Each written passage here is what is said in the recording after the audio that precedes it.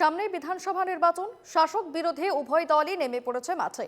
সেই একই ছবি দেখা গেল হোজাই কেন্দ্রেও। টিকিট নিয়ে আত্মবিশ্বাসী হোজাইয়ের বিজেপি বিধায়ক রামকৃষ্ণ ঘোষ। নির্বাচনে প্রতিদ্বন্দ্বিতা নিয়ে কি বলছেন হোজাইয়ের বিধায়ক, দেখুন।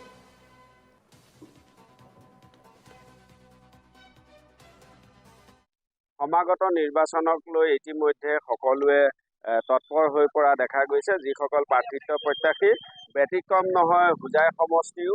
হোজাই সমষ্টিটো ইতিমধ্যে 5ৰ পৰা 6জন লোকৰ সৰব চৰ্চাত আছে। মই যিজন বিধায়ক, হোজাই সমষ্টিৰ শাসকীয় দলৰ বিধায়ক, মই ৰামকৃষ্ণ ঘোষৰ কাষলৈ, ডাঙৰীয়া কাষলৈ যাবলৈ চেষ্টা কৰিম। কি ক'ব সমাগত নিৰ্বাচন? আকৌ টিকেট লাভ কৰিব? এটা কথাকে টিকেটৰ প্ৰশ্নটো হাইকমাণ্ডে ভাবিব। 1 নম্বৰ কথা, হাইকমাণ্ডৰ ওপৰত পুৰা আস্থা আছে। মই এনেধৰণৰ কোনো অপকৰ্ম কৰা নাই যে মই টিকেট নাপাম। কিয় টিকেট নাপাম?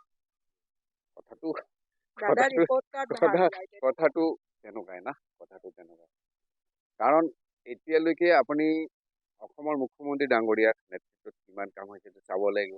আমাৰ প্ৰধানমন্ত্ৰী ডাঙৰীয়াৰ নেতৃত্বত কিমান কাম হৈছে সেইটো চাব লাগিব। মোৰ নেতৃত্বত কিমান এজ এ বিধায়ক হিচাপে কি কাম কৰিছে সেইটো চাব লাগিব। বিধায়ক হিচাপে আপুনি চাব, আজি আপুনি হেৰিত যদি চায়, কি কয়, এই মাথাউৰিটো 1952ৰ পৰা হোৱাই নাছিলে। যোগীজান অঞ্চলৰ মানুহ কিমান অসুবিধাত পৰিছে। প্ৰতি বছৰ ফ্লাড হয়। এতিয়া এই বাইদেউৰ ঘৰৰ ওচৰতে আপুনি চাব নামঘৰ এটা আছে। সেই নামঘৰলৈকে আকৌ 5 কিলোমিটাৰ, তাৰ কাৰণে 7 কিলোমিটাৰ দিলে। এতিয়া পানী অহাটো বন্ধ হৈ যাব। পানী অহাটো বন্ধ হ'ব, আমিতো কৰি আছো। 1 নম্বৰ। 2 নম্বৰ, তাৰ টুৰিজম চেক্টৰ গঢ়ি তোলাৰ কাৰণে তাৰ ইনফ্ৰাষ্ট্ৰাকচাৰ নাছিলে। তাৰ 4টা ধাম আছে, এটা ৰাজবাৰী, এটা শংকৰদেৱী মন্দিৰ, এটা চামুণ্ডা মন্দিৰ আৰু এটা নৱগংগা মন্দিৰ। সেইটো চাবৰ কাৰণে আমাৰ কিমান মানুহ আহে। ডমেষ্টিক টুৰিজম গঢ়ি তুলিব, তাৰ কাৰণে 2টা ৰাস্তা দিছোঁ দুইফালে। 10 কোটি টকা, 20 কোটি টকা। আৰু ইউনিভাৰ্চিটি কেম্পাছ আছে, তাৰ আণ্ডাৰপাছ হ'ল। তাৰপিছত হায়াৰ ছেকেণ্ডেৰী হ'ল। তাৰপিছত কোঅপাৰেটিভৰ কাৰণে ট্ৰেইনিং চেণ্টাৰ তাত বহাই দিলোঁ। ইমান কাম হৈ আছে তাতে। কামৰ এইবিলাক ইমান কাম হোৱাৰ পিছত ৰাইজে যদি কয় ভোট নিদিম, কাম নালাগে আমাক। কাম নালাগে তেতিয়া ভোট নিদিব। কাম যদি লাগে তো বিজেপিকে ভোট দিব লাগে। কি মোকেই হওক, কি অসমৰ বিজেপি চৰকাৰ অনাৰ ক্ষেত্ৰতে হওক, আৰু কি চেণ্টাৰৰ ক্ষেত্ৰতে হওক, সকলোৱে কাম কৰি আছে।